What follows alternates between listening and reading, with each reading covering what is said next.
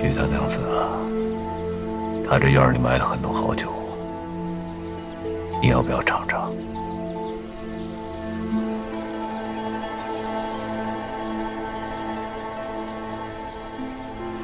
他这辈子离经叛道，从不将世俗的礼法放在眼里，过得也是恣意快活。我自愧不如，可他的那份恣意快活，却是被伤了千百遍后换来的超脱与放下。或许他本也想安安稳稳地过此生吧。他说他这辈子朋友不算多，我算一个，可到最后，我也没能护得周全。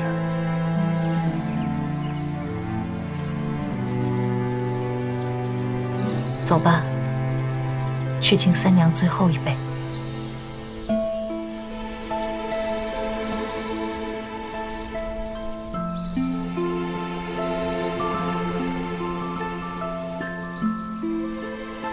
走吧，我还要兑现对他的诺言。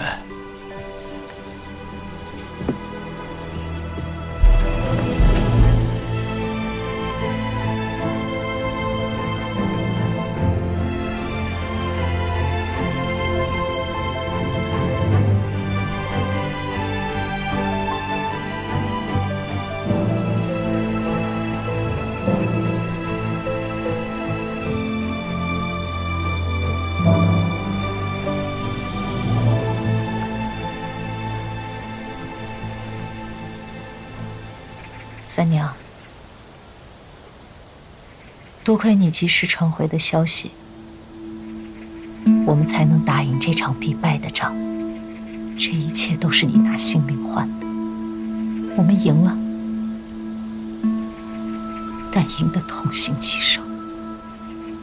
这一世欠你的，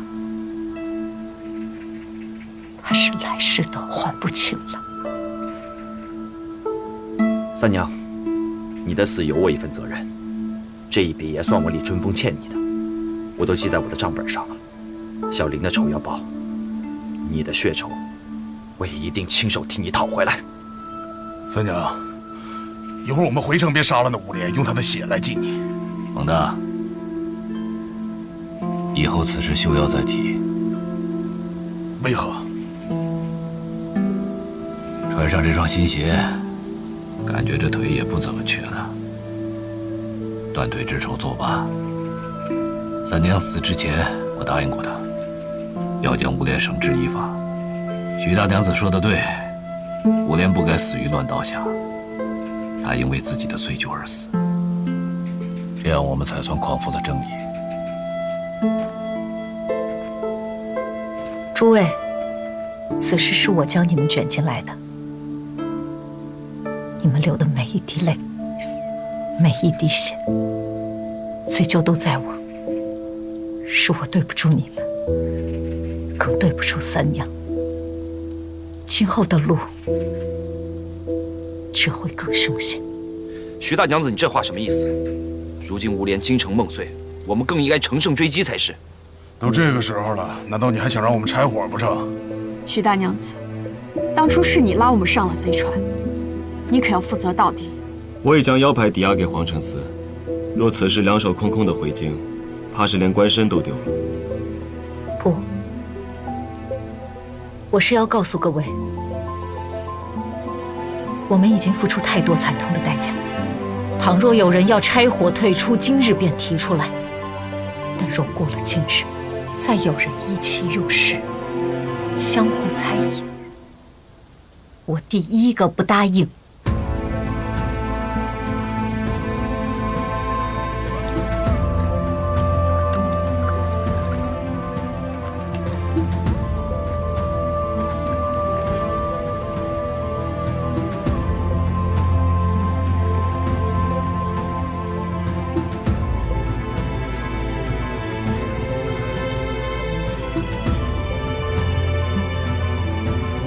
三娘，安心的去吧。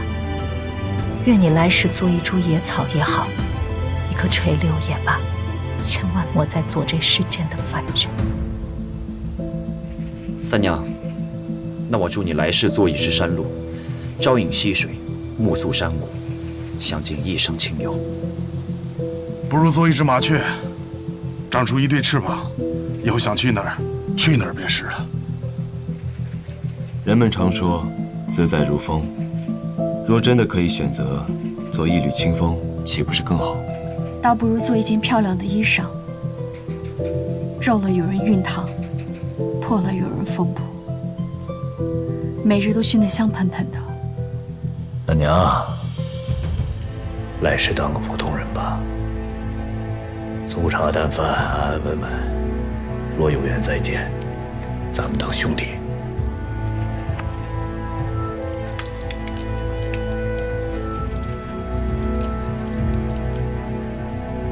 安息吧，不必费心庇佑我们。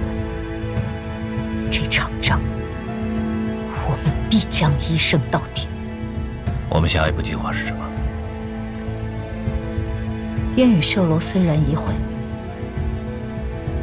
不如趁着这个势头，再为无莲添上一把火。这么大火，8000两银子烧没了。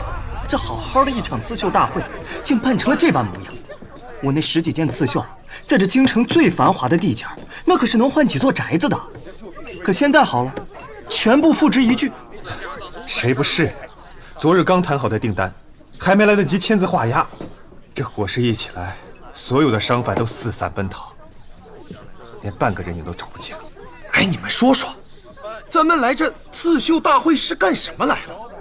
我可把全部家当都砸在里面了。书香门第好出身，不喜文墨好女工。谦谦君子人如玉，出尘脱俗赛如生。怀州府内立高楼，夫人娘子千金裘，名动京城烟雨秀，举世无双。吴先生，可今天这吴莲吴先生可是犯了难啊！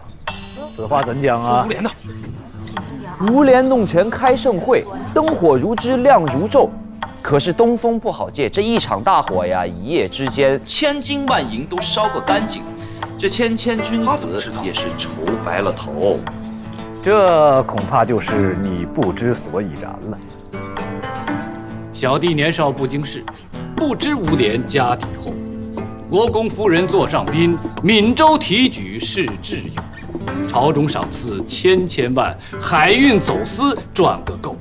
金银财宝无数尽，何时都用金茅坑啊！这道上的大商大贾见到了都得双手作揖，尊一声吴先生。这吴莲还干过海运走私的勾当，这说书艺人的口中之言，还当不当真呢？管他当不当真，冤有头，债有主。这刺绣大会本是他筹办的，咱们这损失不找他去赔，还能找谁？说得对，这位娘子说的没错，不找吴莲还找谁啊？咱们现在就去烟雨绣楼，走。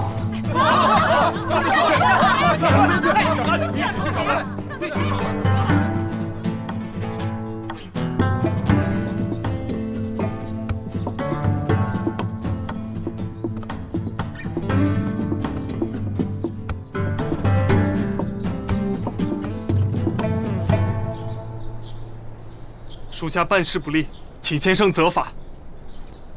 吴安，你知道这场大火意味着什么吗？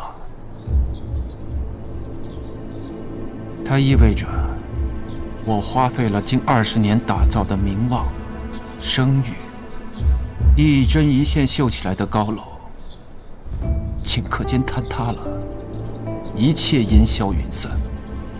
国公府没了，文秀院没了。再这样下去，你我的命都快没了呀！我吴莲这辈子，自从14岁离开家门，便只有我拿捏别人，还从未被别人拿捏过。可如今，竟被这群臭虫玩弄于股掌之间。属下知错，请先生责罚。你没做错什么，是我低估了他们，低估了他们对我的恨。他们竟能放出这样一场大火，眼睁睁看着自己的盟友活活烧死，却自己逃走。先生，反正他们的底细咱们都已经摸清了，不如直接杀了，免去后患。蠢货！我又何尝不想呢？可你别忘了，现在怀州府还有一个娄提刑在呢。前夜闹出这么大的动静，他已经派人盯上咱们了。估计正愁找不到我们的错处，若此刻贸然出手，更是死路一条。别拦着我！让开下来！裴先生，说。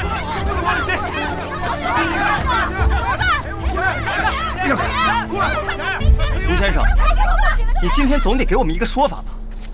诸位，想要什么说法？吴先生，咱们是同行，你也知道这一件绣品的价值。昨夜这一场大火，把我们带来展销的绣品全都烧干净了。请问，您是不是要给个说法呀？这场大火是贼人所放，大家也都看到了，我的绣楼已被烧毁。若论损失，我吴某人不逊于各位吧？你不能这么说吧？我们大家可都是收到的烟雨绣楼的请柬而来，你吴先生总该为此负责。各位收到的请柬是京城文绣院所发，我吴某人只是代为交转。若是各位想要讨个说法，大家可以去京城面见官家。面见官家？怎么这么说？在你这儿上不是成官家呀？吴先生，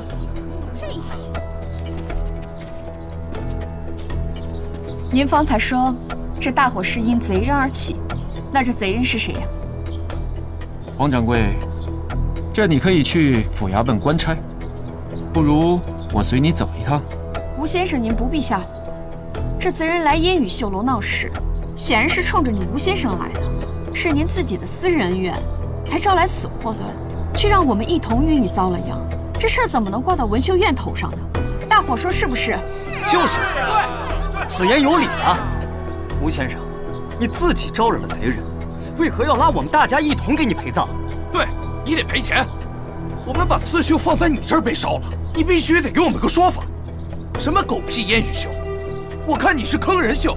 哼，我可听说你还做着走私买卖，大不了我们去京城告御状，谁都别好过。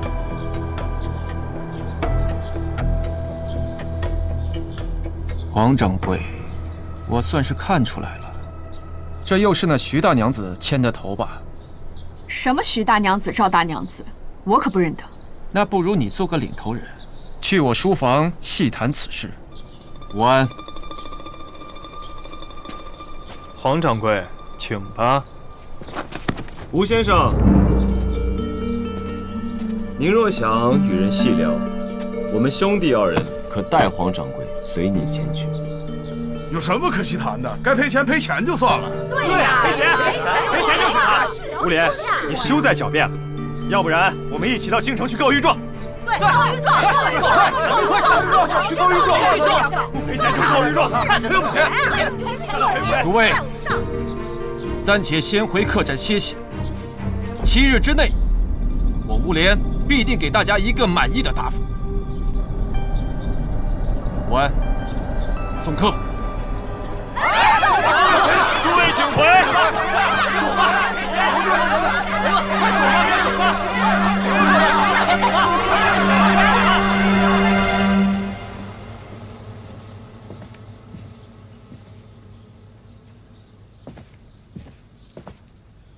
你怎么在这儿？吴莲，如此情形，你作何打算啊？依严院使高见呢？高见。这藩邦的使者受到了惊吓，各路刺绣、名家、商贾的珍贵绣品全被烧毁。你吴先生将刺绣大会办得如此模样，此时要再想接管文绣院，无异于痴人说梦了吧？更别提如果此事被外边那些人传到了京城，再将那漏帛走私之事闹大，你我可都脱不了干系啊。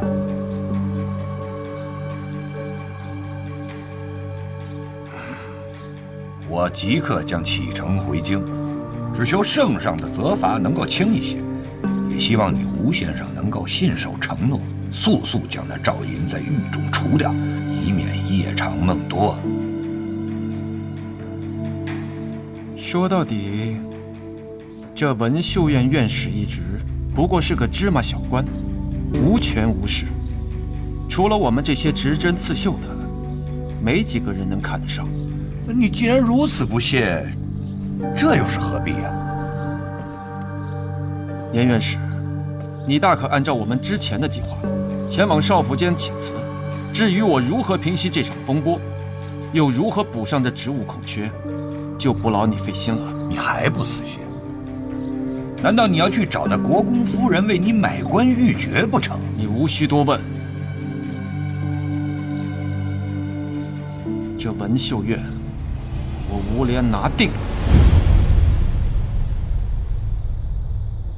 我已按你说的，派人手将烟雨绣楼紧紧地盯着，还故意惊动了吴连。想必他如今投鼠忌器，不敢对你们随意动手。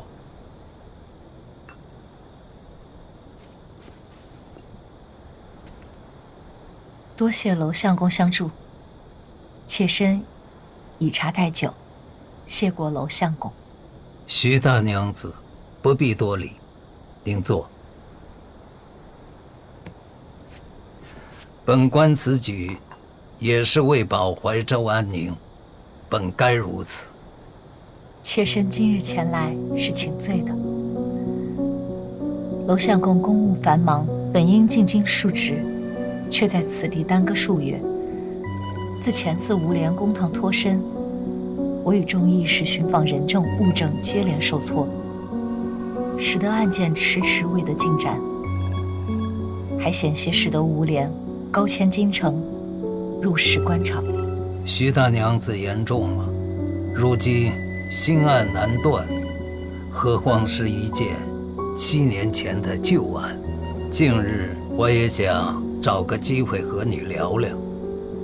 京城再三发函催促，恐怕我不能再这样继续耽搁下去了。敢问娄相公，还能给我们多少时日？最多10日。好，10日之内定会有新的证人再次击响堂鼓。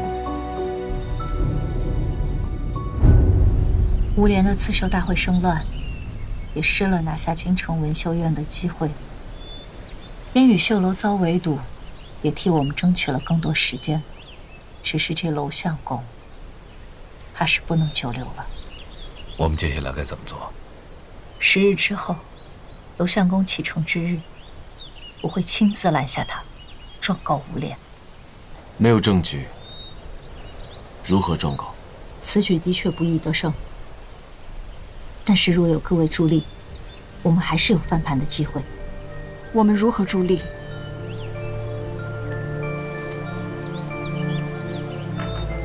这里有4封信件，每封里面都写了一个人的姓名和地址，他们皆与当年如兰一案息息相关。我们6人分成4组去寻这4人，力求10日之后，他们能同我一起立于公堂之上。徐大娘子，这4人中有田孝陵吗？有。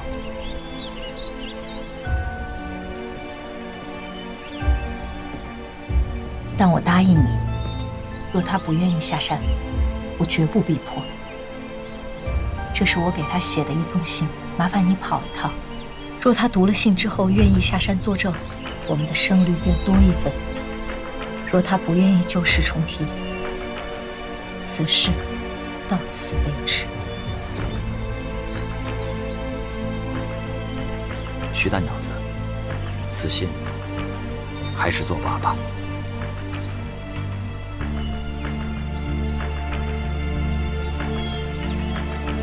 就是一封信而已，你到现在还不愿意帮忙？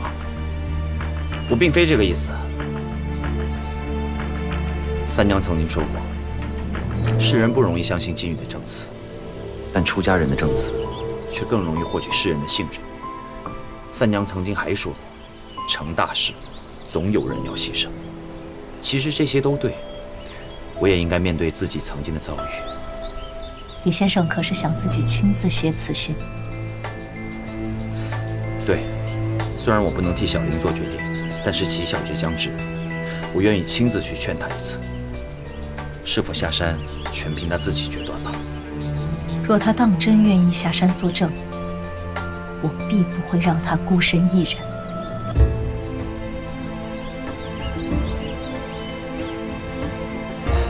这2日我还需做些准备，若无要紧事，不用来寻我。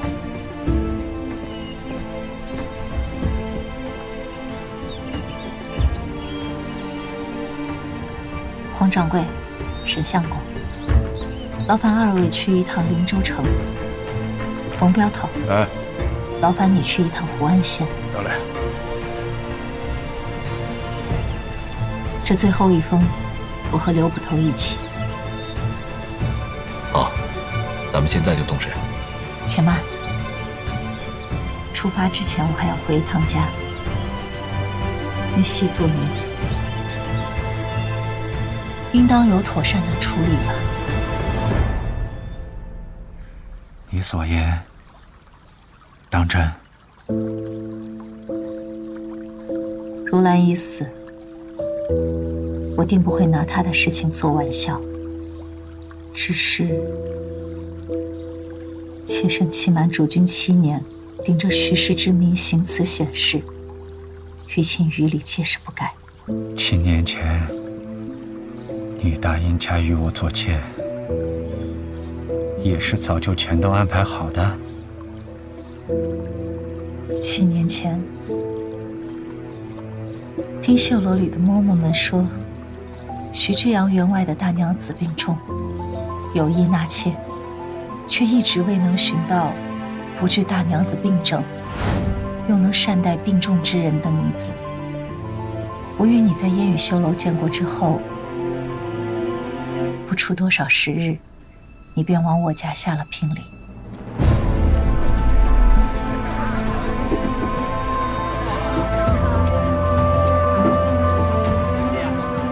母亲自然是不愿意女儿嫁去做妾，可父亲一心只顾着合计聘礼的数额，无暇顾及我的未来。出嫁那天，母亲从院子里追了出来，往我手里塞了一个小小的木盒子。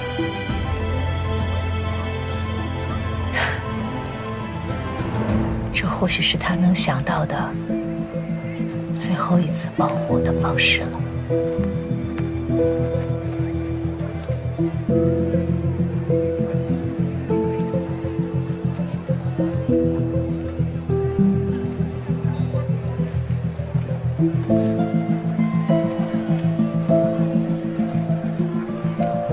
嫁入徐家7年后，终于成为了大娘子，也终于有了进入国公府请示国公夫人的资格。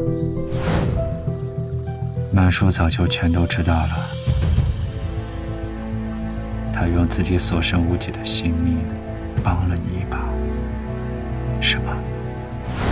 路我已经给你铺好了，就别再让我耽误你了。大娘子大恩，孟婉无以为报。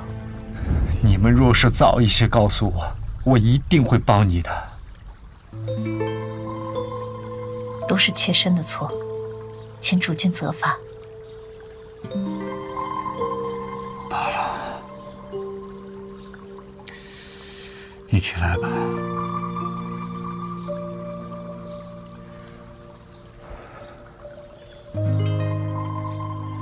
当年将你纳入后宅，确实并非因情因爱，只想着为曼叔找一个心地善良又不惧他病体的女子来照看着他，与他解个闷儿。所以啊，这些年来，我只是将你当作家人，一直冷落着你。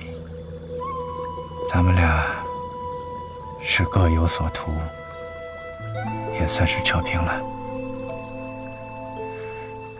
只是，你今日还要出门？孟婉与几位义士有约在先，近几日暂居在别院，待这件事情。你蛰伏7年之久，只为这一诏攻城，想来我这3两句也是劝不回的。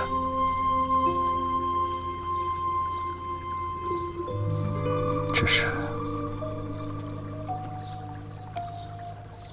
若你能回心转意，放下过往，安心的与我在这宅中度过余生，我也就当今日这些事情从未发生过。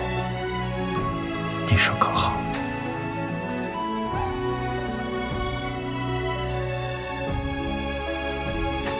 对不起，主君。若此刻放弃了，辜负的就不只是如兰了。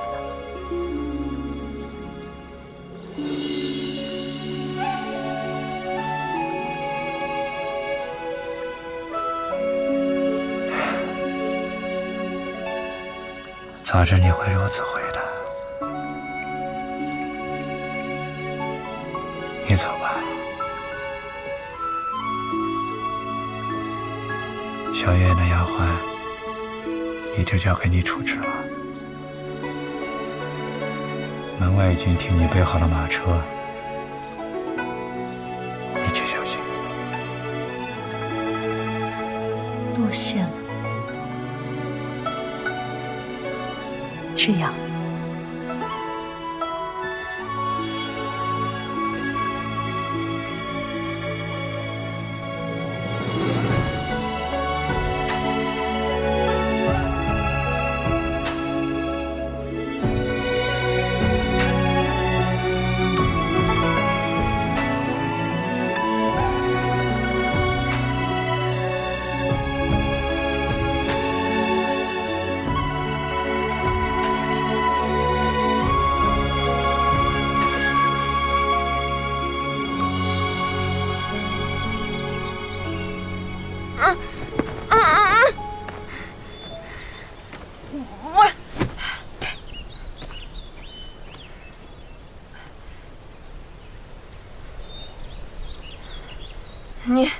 你要干什么？无莲到底许给你什么好处？此般替他卖命。你以为是无莲来找的我吗？你错了，是我在别院听到你们的密谋，主动去找的无莲。他1分1毫都未许给我，我也不稀罕。我只要你死。小月啊，你可老实点啊！爷爷是衙门出来的，有的是招对付你。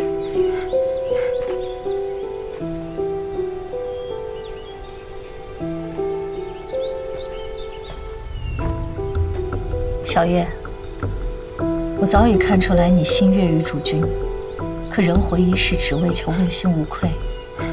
你行如此卑劣之事，作践自己的德性，只为求一男子所爱，值吗？值不值得是我的事，与你何干？今天我败在你手上，算我输。要杀要剐，随你。刘捕头，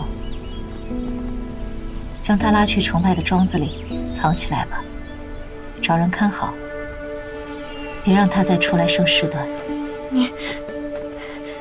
你要耍什么花招？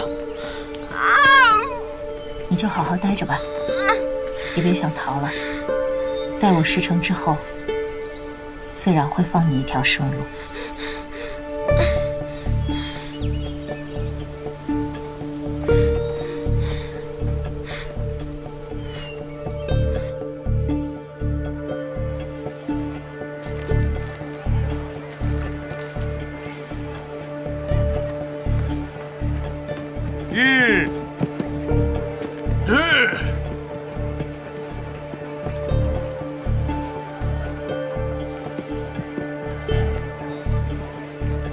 刘捕头，启程吧。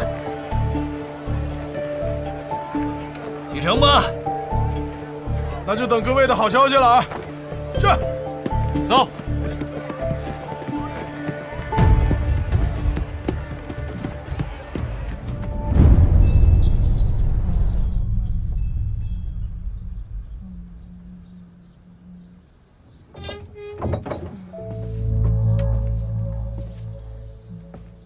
蓉儿，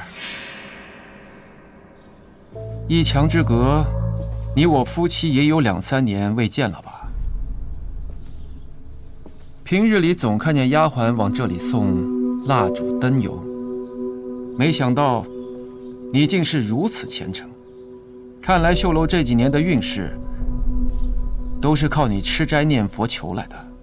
我只剩这最后一方净土得以容身，算我求求你，你走吧。不，今日是我来求你。你们张家算不上什么豪门贵胄，但也算是名门望族，毕竟祖上出过一位宰相，如今在京城也还算有些人脉。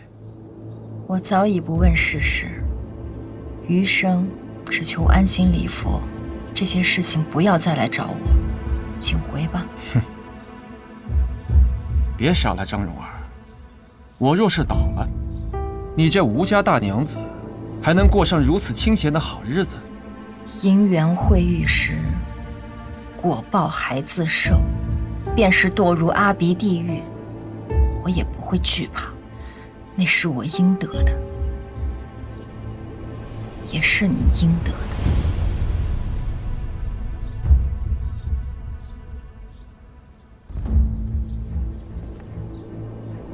自从7年前，令如兰死在这绣楼里，家里的事务你一概抛下，便躲在这偏院里吃斋念佛。我从未说过半句话吧？如今为夫有事用得上你，你就应该恭顺地站出来，哪怕是拼上性命，也应该在所不辞。今日我便带你回趟张家，去面见你张家的老太君，如何？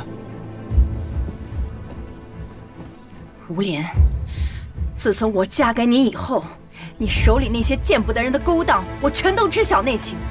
你若是再来惹我，我便将你彻底毁了。哼，那些见不得人的勾当，一桩桩一件件，都有你张蓉儿的手笔。你毁了我，便是毁了你；毁了你，便是毁了你们整个张家。我倒是想瞧瞧，你该如何回到张家，面对你的母亲大人。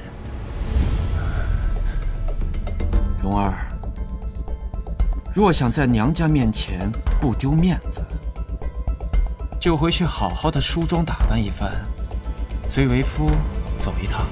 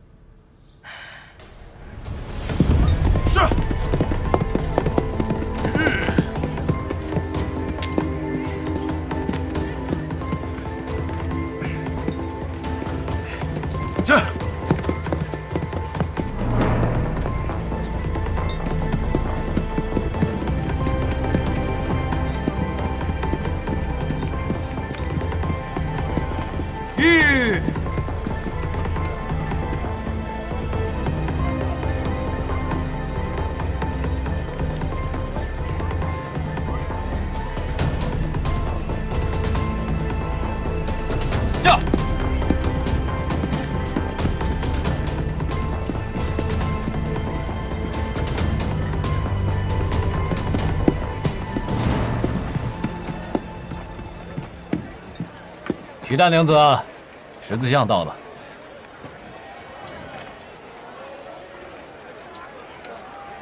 7年时间杳无音讯，你确定他们还住在这儿？刘捕头，这7年间，我可没闲着。哎，那个是不是他？休假嘞，乡亲们，看看嘞！送礼嘞！爹爹，哎呦，我的小念兰，你怎么来了？爹爹今日怎么回来这么晚呀？娘亲都做好饭了。爹爹今日货卖的少，就多走了几步。念兰来了，爹爹就不卖货了，回家吃饭好不好？好。哎，两位客官，是想买点什么吗？我这货很全的。令家哥哥，我是孟婉，还记得吗？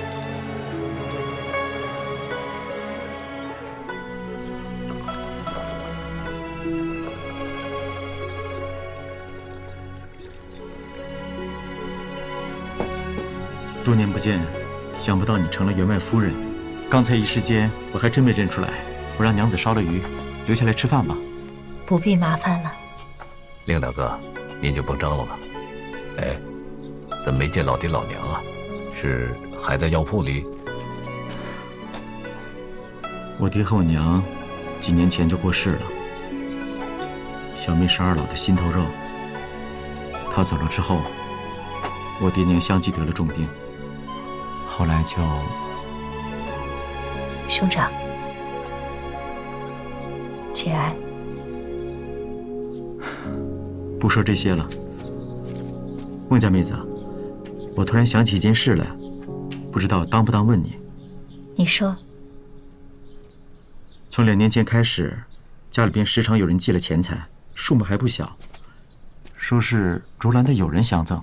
可是我想破脑袋也想不出，如兰有什么样的友人会做这样的事。我与如兰情同姐妹，她走了，她的家人我自该照料。可惜是前2年才寻得兄长踪迹，那时二老已病故。孟婉心中万分遗憾。果然是你，兄长不必介怀，更不必推辞，否则孟婉心中有愧。你为何有愧啊？当年如兰的遭遇，我也该背负一份责任。也正是因此，孟婉今天专程前来叨扰兄长。你此话是何意？若7日后，怀州府衙重审如兰一案，不知兄长是否愿意出堂作证？还要重审？是，还要重审，直至如兰沉冤昭雪，直至将恶人绳之以法。我若出堂，当如何作证？据本朝律例，衙门诉讼需涉案人亲自到场，若因缘由不能到场者，需委托与本案有直接利害关系的亲属到场，作为主诉，否则衙门是不予受理的，甚至还要责罚。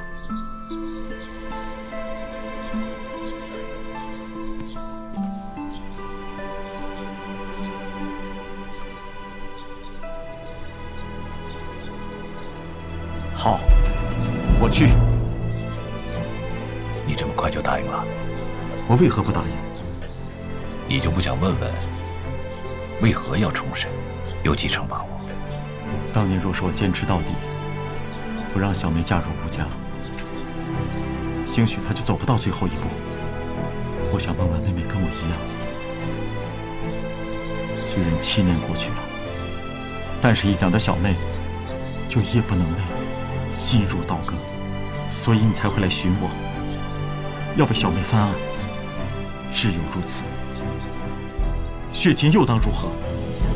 即便只有1成把握，我也会坚持到底。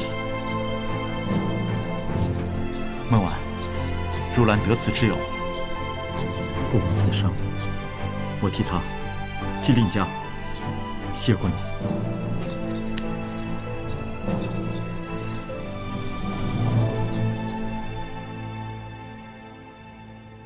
岳母大人，秀中这2年事务繁忙，许久未带蓉儿回来看您，失礼了。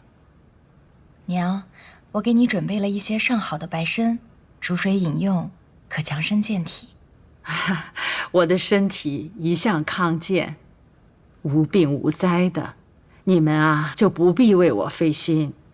倒是你们夫妻2人近来如何呀？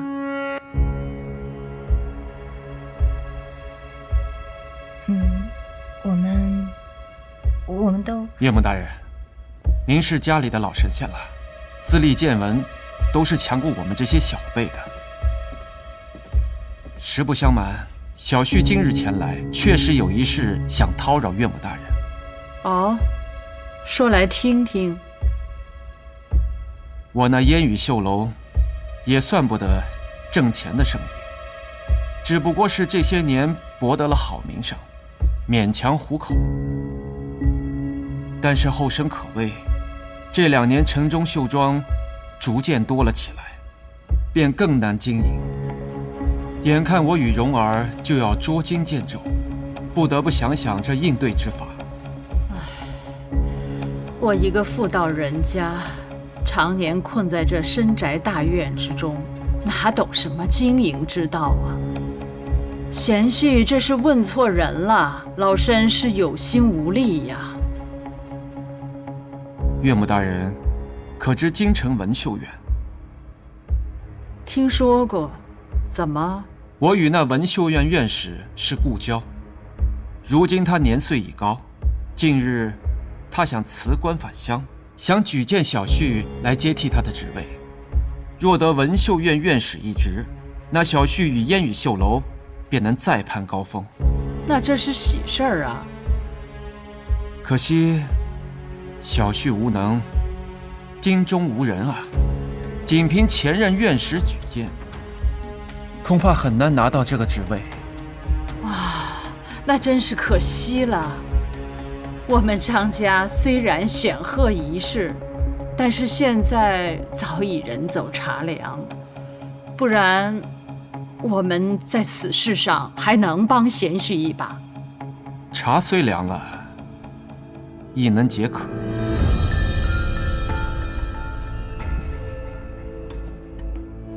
就看岳母大人愿不愿意喝了。啊，贤婿这是何意呀？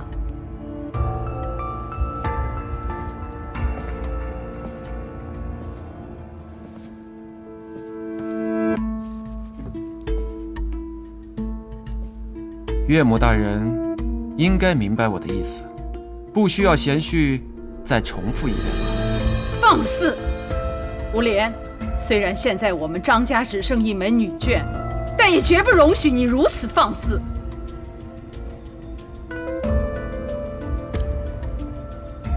我看出来了，张氏女子都是敬酒不吃吃罚酒。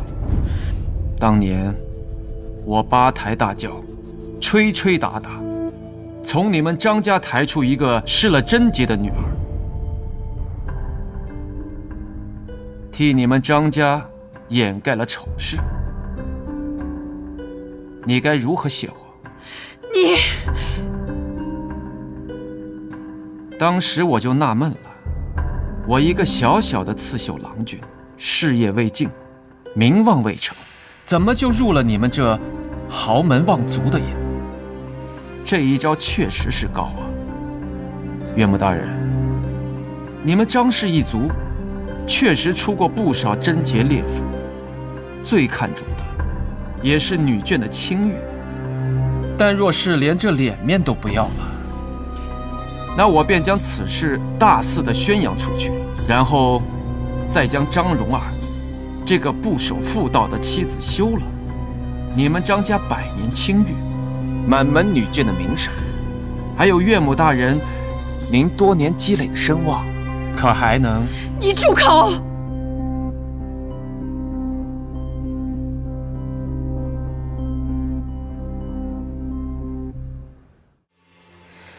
苦安慰玉碎，烟雨锁重围。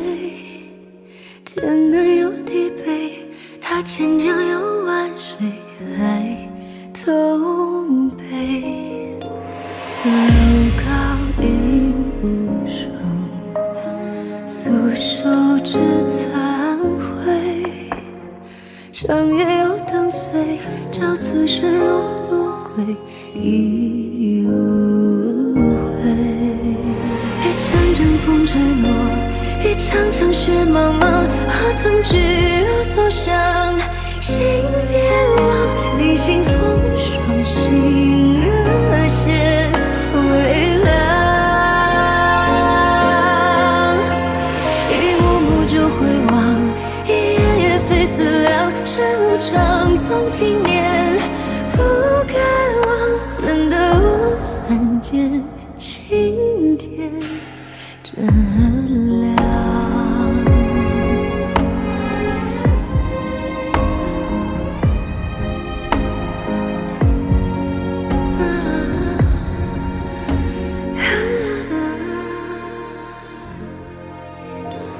楼高已无声，素手指残灰。长夜又当随，照此身若轮归，已无悔。一阵阵风吹落，一场场雪茫茫，何曾只有所想？心别忘，你心风霜，心热血微凉。一幕幕就回望，一夜夜非思量。世路长，从今